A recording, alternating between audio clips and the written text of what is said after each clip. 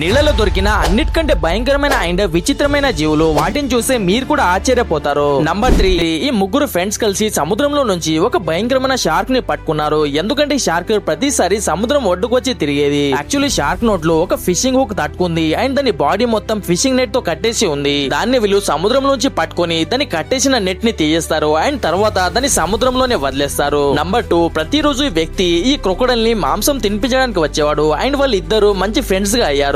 ఎప్పుడైతే ఈ క్రొకొడైల్ కి బోట్ కనిపిస్తుందో అప్పుడు దాని దగ్గరకు వచ్చేస్తుంది అండ్ మాంసం దొరకగానే సైలెంట్ గా కూర్చుంటుంది అండ్ అతను దానికి కావాల్సినట్టుగా టచ్ కూడా చేసేవాడు. కానీ క్రొకొడైల్ కి ఏ రోజైతే మాంసం దొరకదో. నంబర్ 1, పసిఫిక్ ఓషియన్ లో దూరం నుంచి ఒక ఫిషర్ మ్యాన్ కి ఒక జీవి కనిపిస్తుంది అండ్ ఎప్పుడైతే బోట్ తన దగ్గరికి తీసుకెళ్తాడో అప్పుడే తెలుస్తుంది ఇది ఒక టర్టిల్ అని. అండ్ దాని సేల్ మొత్తం కట్ అయిపోయి ఉంది. మేబీ దానిపై సముద్రంలో ఉన్న ఒక భయంకరమైన జీవి అటాక్ చేసేది కావచ్చు. కానీ షాకింగ్ ఏంటంటే ఇది ఇప్పటికి కూడా ప్రాణాలతోనే ఉంది. మరి సముద్రంలో అన్నిటికంటే అతిపెద్ద జీవి ఏదుందో కామెంట్ లో చెప్పండి.